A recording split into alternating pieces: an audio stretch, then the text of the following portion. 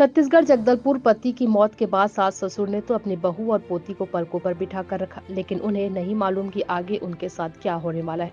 Corona काल में सास ससुर दोनों की मौत होने के बाद शुरू हुआ विधवा और उसकी 15 साल की मासूम के साथ अत्याचार का, जो आज भी जारी है। अपने ऊपर बीत रहे परेशानियों को लेकर पीड़ित महिला ने पुलिस के बाद अब मीडिया से गुहार लगाई है।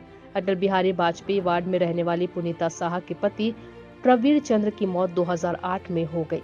सास ससुर ने अपने दायित्व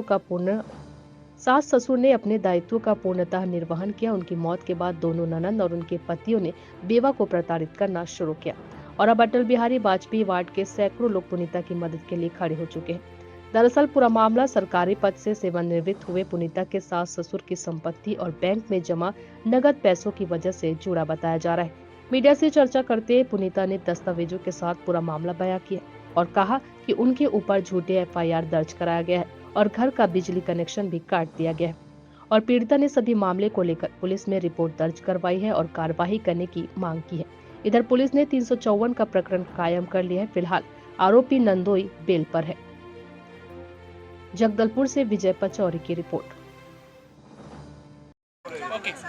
आपका नाम और परिचय? मेरा नाम श्रीमती पुनीता शाह है। मैं अटल बिहारी वाजपेयी वार्ड क्रमांक 38 की निवासी हूँ। मैं यहीं की बहू और यहीं की बेटी भी हूँ और मेरे साथ जो अन्याय हो रहा है मैं वो आप लोग के सामने रखना चाहती हूँ। क्या अन्याय हो रहा है मैडम आपके साथ में और कौन कर रहा है अन्याय आपके साथ? अन्याय मेरे साथ मेरी दो ननंद और उनके हस्बैंड नंदोई वो कर रहे हैं। किस तरह का अन्याय कर रहे हैं आपके साथ? उन्होंने मेरी दादी सास को अपने साथ ले गए हैं और उनको अपने साथ रखे, ना हमको मिलने देते हैं, ना कोई उनसे कोई बातचीत करने देते हैं, जिसकी वजह से वो अपनी सारी संपत्ति जो मेरी दादी सास के नाम पे पूरी संपत्ति वो अपने नाम पे दान पत्र करवाना चाहते हैं। सर, मैं आप लोगों को बताना चाहती हूँ कि मेरी शादी 2007 में हुई थी। मैंने लव मैरिज की थी, लेकिन मेरे परिवार वाले, मेरे सास ससुर मुझे खुद जाकर अपने घर लेकर आए और मैं अच्छे से जीवन यापन कर रही थी। 2008 में मेरे पति एक्सीडेंट में एक्सपायर हो गए। तब मेरी बच्ची 2.5 महीने की थी, लेकिन मेरे सास ससुर ने मुझे एक बेटी की तरह रखा और मुझे वो सारी सुविधाएं दी जो एक बेटी को दी जाती है और मेरी बच्ची को तो उन्होंने पलकों पे रखा था। मुझे कभी कोई भी कमी महसूस नहीं हुई। लेकिन 2021 में उन दोनों की ही कोरोना में मृत्यु हो गई सर, जिसकी वजह से मेरी दोनों नंदों ने मेरी दादी सास को अपने साथ लेके गए ना और मेरे साथ मारपीट भी किया, झगड़ा लड़ाई किया, जिसका एफआईआर भी है। मेरे नंदोई ने मेरे साथ, जो सुकेंदु मल्लिक है, उसने गलत व्यवहार भी किया, उसका भी एफआईआर है। लेकिन शासन पता नहीं क्या कर रहा है। मैं एसपी सर के पास भी गई क्योंकि मेरे जो सास ससुर दोनों ही शासकीय कर्मचारी थे और मृत्यु के दो साल पहले रिटायर हुए थे। उनका 60 लाख रुपए कम से कम अकाउंट में जमा था, जो मेरी नंदों ने ननंद और ननंद का हस्बैंड उन लोगों ने आहरण कर लिया। उसके लिए मैं एसपी ऑफिस गई। एसपी ऑफिस में मैंने आवेदन दिया कि मेरे साथ ऐसा ऐसा हो रहा है, जिसमें मेरा भी हक है, उस पैसे पे मेरी बच्ची का भी हक है, तो मेरी सहायता की जाए। एक बार आप बैंकों से एक बार जानकारी इकट्ठा लें कि आखिर कितना पैसा निकाला गया है ना, उनकी एफडी क्या थी। लेकिन मुझे एसपी सर ने आंसर ये दिया कि वो एटीएम के थ्रू विड्रॉ कर रहे हैं, तो कोई भी बेटी अपने माता पिता की मतलब जो रकम है उसको विड्रॉ कर सकती है।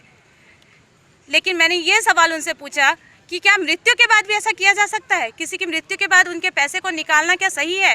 तो उन्होंने यही जवाब दिया कि हाँ, निकाल सकती हैं। और उसके बाद जब मैंने उनसे ये सवाल किया कि मेरी बेटी और मुझे जान से मारने की धमकी दी जा रही है, तो उसके लिए क्या किया जाएगा, क्या करेगा शासन? तो उन्होंने मुझसे ये बोला कि इस वार्ड की मितानिन हूँ और हमको पता है कि इस दीदी को किस तरह से सताया जा रहा है और हम सब जो है इनके साथ में हैं। महिला हिंसा बंद होना चाहिए। इनके साथ जो अन्याय हो रहा है वो बंद होना चाहिए। वो इस गांव की बेटी है, बहू है, वो अपना घर छोड़ के अपनी बच्ची को कहाँ लेके जाएगी वो बताएं। और ही शासन जो इनके साथ जो सहानुभूति नहीं दिखा रहा है वो क्या करेगी? हम जो है यहाँ 30 वार्ड में 3 मितानिन हैं और 3 मितानिन के 30 समिति के लोग हैं। हम इस दीदी के साथ हैं और इसको न्याय मिलना ही चाहिए। आपने समिति भी गठित की है? जी हमारी हर मितानिन के पीछे जो समिति बनाया गया है वो आरोग्य समिति है और ये जो है हर चीज़ की निगरानी करती है ये समिति। और दीदी ने हमें बताया है, इसके लिए हम जो है हम इस दीदी के साथ हैं और इनकी सुनवाई हर जगह होनी चाहिए।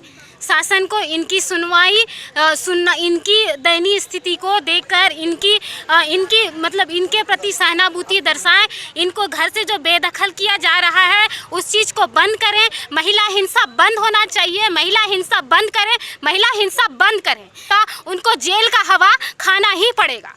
ये वो का अगला कदम क्या रहेगा? क्या सड़क की लड़ाई लड़ेंगे आप लोग? जी हम सड़क की लड़ाई लड़ेंगे। क्या प्रशासन को, सरकार को कुछ मोहलत आप लोगों ने दी है? जिम्मेदारों को कुछ दिनों की मोहलत की, अब तक इनकी कार्रवाई की जाए? जी इनकी कार्रवाई की जाए। अब जो शासन इनकी कार्रवाई नहीं कर रहा है तो हम जो है हम सड़क की लड़ाई जरूर लड़ेंगे इस बहन के लिए, क्योंकि इस बहन को न्याय मिलना ही चाहिए।